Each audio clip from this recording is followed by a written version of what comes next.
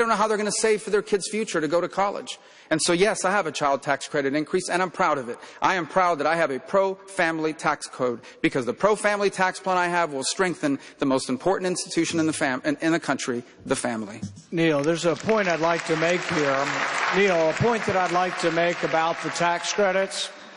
We have to decide what is conservative and what isn't conservative. Is it fiscally conservative to have $1 trillion expenditure?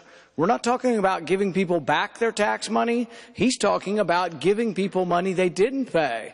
It's a welfare transfer payment. So here's what we have. Is it conservative to have $1 trillion in transfer payments, a new welfare program that's a refundable tax credit? Add that to Marco's plan for $1 trillion in new military spending, and you get something that looks to me not very conservative. Thank you. Governor Casey. No, let me come to Governor Casey. No, Governor Casey. Excuse me, I get to respond. Very quickly, Senator. No, I get my 60 seconds to respond. He's talking about my tax plan. Please. So let me begin with this. I actually believe, first of all, this is their money. They do pay. It is refundable, not just against the taxes they pay to the government, but also on their federal income tax. It's refundable against the payroll tax. Everyone pays payroll tax. This is their money. This is not our money.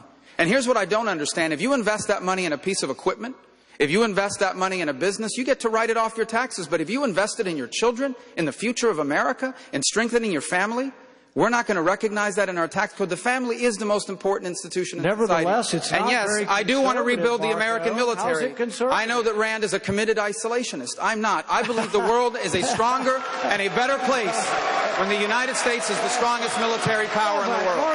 Marco, how is it conservative? How is it conservative to add $1 trillion expenditure for the federal government that you're not paying for? How is it conservative? How is it conservative to add $1 trillion in military expenditures? You cannot be a conservative if you're going to keep promoting new programs that you're not going to pay for. I may respond more quickly. Very quickly, Senator. We can't even have an economy if we're not safe. There are radical jihadists in the Middle East beheading people and crucifying Christians. A radical Shia cleric in Iran trying to get a nuclear weapon. The Chinese taking over the South China Sea. Yes, I believe the world is a safer... No, I don't believe. I know that the world is a safer and better place when America is the strongest military power in the world. Marco, I don't think we're any safer. I do not think we are any safer from bankruptcy court. As we go further and further into debt, we become less and less safe. This is the most important thing we're going to talk about tonight. Can you be a conservative and be liberal on military spending? Can you be for unlimited military spending and say, oh, I'm going to make the country safe? No, we need a safe country. But you know, we spend more on our military than the next 10 countries combined.